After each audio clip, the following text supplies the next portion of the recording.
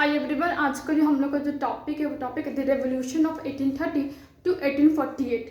देखो कैसे हम लोग स्टडी करेंगे तुमको बिल्कुल भी बोरिंग नहीं लगेगा। हम हर एक जो इंपॉर्टेंट पॉइंट्स है चाहे कंप्लीट पैराग्राफ को हम समराइज कर देंगे बहुत शॉर्ट टाइम में। तो कहते हैं देखो क्या हुआ था कि ट्रीटी ऑफ वीना होने के बाद जो यूरोप है उसमें मोनार्किकल रूल आ गया था, कंजर्वेटिव लोग का रूल आ चुका था क्योंकि Napoleon most of the Europe पे कब्जा कर चुका था। तो उसमें सब अपने अपना बंटवारा कर लेते हैं। मोनार्किकल रूल आता था, मोनार्की फॉर्म का मोनार्की रूल आ जाता है। तो क्या होता है, जो कंजर्वेटिव लोग थे, कंसोलिडेट मतलब होता है मजबूत करना, स्ट्रॉन्ग करना। तो क्या हो रहा था कि जो कंजर्वेटिव जो लोग थे जो शासन कर रहे थे यूरोप पे, वो कोशिश की है कि अपने ताकत को मजबूत करने का, अपने ताकत को मजबूत the conservative are trying to consolidate their powers, ये पूरा लाइन है कि जो कंजर्वेटिव थे अपने ताकत को मजबूत करने की कोशिश कर रहे थे। इन रिटर्न दूसरी तरफ क्या होता है कि जो लिबरल हो गए, जो आज़ादी चाहते हैं, जो नेशनलिस्ट हो, जिनमें राष्ट्र के लिए भावना थी, अपने राष्ट्र को आज़ाद करने के लिए जिनके पास भावना थी, वो लोग क्या किए, संगठित किए, मतलब कि एसोसिएशन बनाए, रेवोल्यूशन किए, जगह जगह पे कहाँ कहाँ रेवोल्यूशन किए।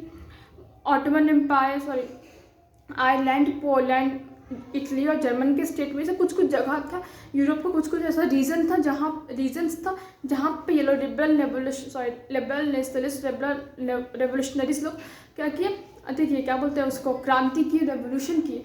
तो कहते हैं कि आखिर फ्रांस में कब हुआ था, फ्रांस में पहला मतलब कंजर्वेटिव रूल आने के बाद देखो क्या हुआ था ना, कंजर्वेटिव रूल आने के बाद जो फ्रांस में क्या हुआ था, लुइस 16 का डायनेस्टी चल रहा था, मतलब कि लुइस 16 बार्बन डायनेस्टी का राजा था। तो उसी बार्बन डायनेस्टी के राजा को, लुइस 16 तो नहीं है यहाँ पे, लेकिन बार्बन डायनेस्टी के राजा को ही, जो बार्बन डायनेस्टी क्या हो गया, लुइस 16 का डायनेस्टी था, उसी डायनेस्टी के राजा को दोबारा से जो ट्रीटी ऑफ वीना हुआ था, उस ट्रीटी ऑफ वीना में दोबारा राजगद्दी सौंप दिया गया था।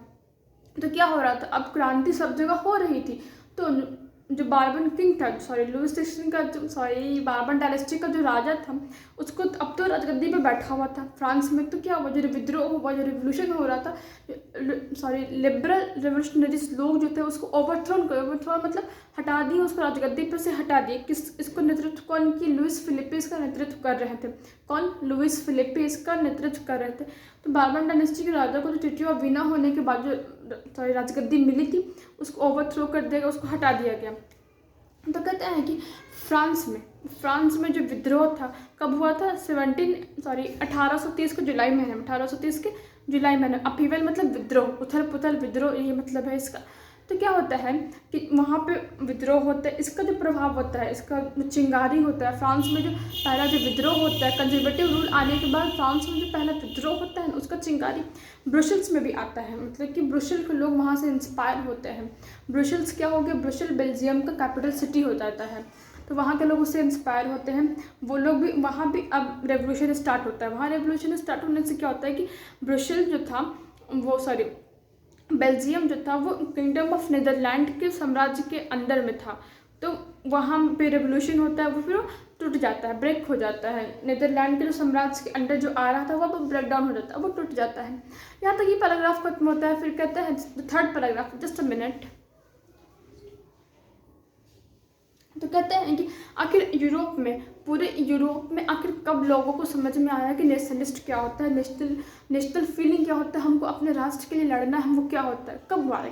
मतलब इसका इनिशियल स्टार्टिंग कब होता है, 1821 में ग्रीक में जो इंडिपेंडेंस का जो लड़ाई चल रहा था, मतलब ग्रीक वॉर ऑफ जो इंडिपेंडेंस हुआ ना, ग्रीस में जो स्वतंत्रता के लिए जो लड़ाई था, इसकी वजह से इंटायर यूरोप में नेशनलिस्ट फीलिंग डेवलप होता है। ये पहला ऐसा इंसिडेंस था। तो फ्रांस में तो बाद में हुआ है, अभी ग्रीस में पहले हुआ है, क्योंकि इसमें पैराग्राफ में लास्ट है बतला रहा है।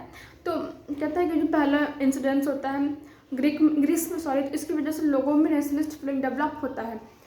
तो ग्रीक में जो लिबरल रेवोल्यूशनरीज, नेशनलिस्ट, उनको कौन कौन सपोर्ट किए, वैसे लोग सपोर्ट किए जो देश के बाहर, उनको एग्जाम में तो देश के बाहर निकालना, जिनको देश के बाहर निकाल दिया गया था। यूरोप के जो वेस्टर्न यूरोप के जो लोग थे, वो लोग भी ग्रीक नेशनलिस्ट को सपोर्ट किए जो विद्रोह कर रहे थे।